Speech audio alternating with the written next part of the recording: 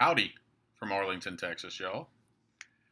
Hope this video finds you well. My second video of the day. Uh, Not a whole lot of topic here. May as well show off a couple things while I'm sitting here. But really, the point of this video was just to let you know that I just finished the YouTube live stream with John of Sports Card Nation and his new hobby hot tub series. So I will put a link to that below if you're interested. Well, we talk just briefly about dogs. We talk about smoking. I got a brisket on the smoker, and then we talk about the Dallas Card Show a couple weeks ago, and my favorite, Project 2020. But anyway, he wanted to ask me about it, so that's cool. So anyway, I will post a link to that below. Let's show off something. Let's show off some of my Dale Earnhardt's. You've probably seen these in mail pickups, but what the heck? I do like the way PSA cards look, so when I can find them cheaply, I'm doing this. This one is an acetate. Where's my camera? There we go. What we got to do here? Boom. Gem Mint 10. Not that I care about the grade, as you'll see, or you've probably seen on other stuff. It's got a phone card. I love phone cards. Talk about, quote unquote history. Yeah. No phone cards anymore, or not those kind of phone cards. I think I picked this thing up, literally shipped and delivered for like $4.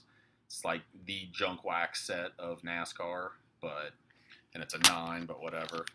This one, I mean, I've shown all these off, but it's got some super shine that just a camera does no justice. And then picked up a few autographs. Had none at the beginning of the year. Now I have 5. Actually, I got a question.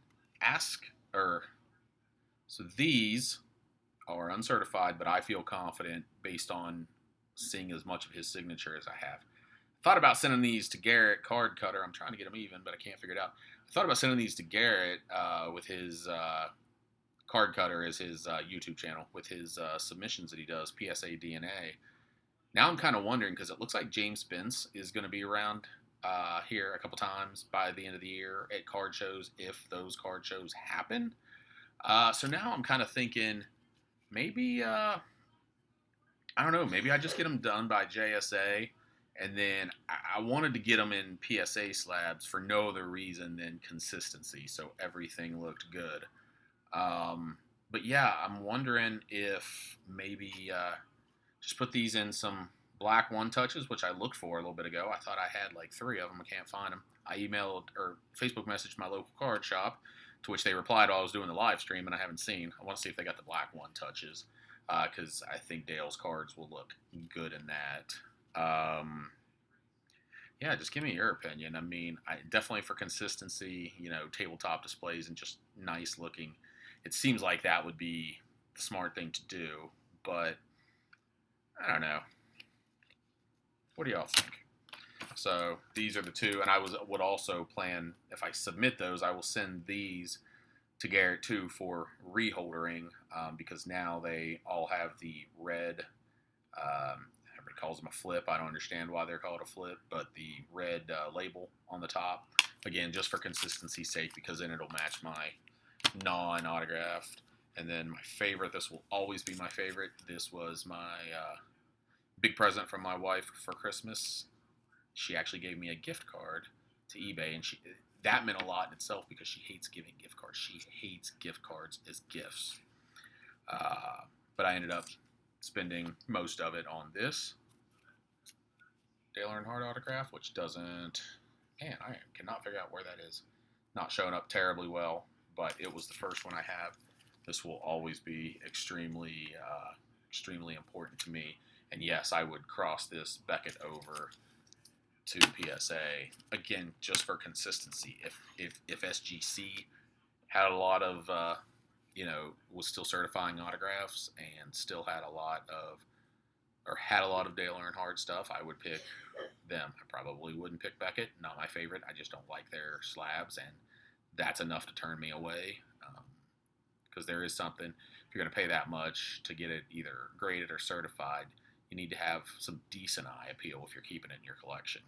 So anyway, Let me know what you think. What else? Oh, so I know I'm on a hiatus, and it's going to slowly come to an end.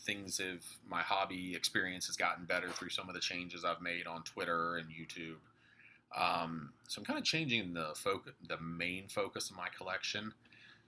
A couple weeks ago, I bought, and I think I mentioned this on my last video, I bought 4 books from Arcadia Publishing and got them. And the one I'm working on first is Baseball in Fort Worth. I live in, there we go. I live in Arlington, Texas, but I am literally no more than 5 minutes from the Fort Worth city limits. And I have gone through, where are we at? Maybe 40% of this book. And I found names of guys that obviously I'd never heard of. I want to learn more about the history.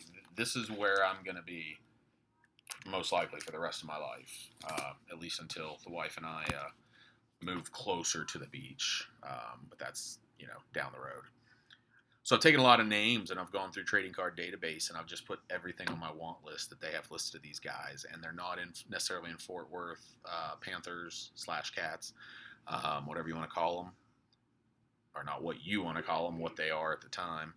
But yeah, and that's a new way to go through vintage. And, there's some guys in the 40s play ball sets and the Gaudies, and there's 4 T206 subjects that I don't have yet that are played in Fort Worth at some time, and some T205s and T207s and strip cards and all these cards that it'll be cool to own something from these different sets of so many years ago. They're not big names. And now I have some kind of attachment to them, and that's what I'm looking to find when I'm personally collecting something as an attachment. But the other books I got talks about the Galveston Buccaneers. When I say move closer to the beach, odds are that would be where we would move, because Galveston is my wife and I. It's our happy place. Baseball on the Prairie. It's Texas League baseball history. Again, hoping to maybe find some names I didn't know about or something like that. And the last one is actually not baseball related, but it is history related. And it's the Vanderbilt Cup Races of Long Island. And as you can see there, the car is an open wheel car. It looks like some of the early Indy 500 cars. The Vanderbilt Cup was definitely a little bit of a predecessor to the Indianapolis 500. So I just kind of want to read some of that history and some of those guys that I've heard Donald Davidson talk about on the Talk of Gasoline Alley. If you love IndyCar history, just Google Donald Davidson Talk of Gasoline Alley, and I'm sure you'll find links to many of his episodes. If you love history, and obviously you have to have some interest in IndyCar, it's great stuff, man. I wish he would do like a daily show or a weekly show, because I could listen to that man talk probably infinitely. I would never get tired of it. But anyway, that's it for now. I do have kind of revolving around what I was talking about with the Fort Worth. I've got a couple of small cards I bought on the way. So I had some comments on my last video that they liked the bios where I talked about a little bit about the guys in the cards, because these aren't Lou Gehrig, these aren't, Hank Greenberg. These aren't guys that we all know about. These are guys that maybe didn't even make the major leagues. But you just get to learn a little bit about them, and it's just something different. It's cool, and it's a fun way to enjoy. For me, it's a fun way to enjoy the hobby, and much more fun than just going and opening a bunch of modern packs and seeing all the shiny stuff. Man, I love the old dirty beat up stuff. I'm becoming an old dirty beat up man, so I guess we understand why. But I'm gonna get it out of here in under 10. Hope everyone has a great 4th of July, great 4th of July weekend. Make sure your dogs are secured in the nights, so that so they don't get spooked and run off. At least if they're spooked inside, they're spooked inside. My littlest dog, my smallest dog, she has a lot of anxiety and woke me up last night when people started shooting off fireworks. So, it's tough on some of them. Anyway, I'm going to leave it there. Happy collecting, y'all, and I will see you down the road.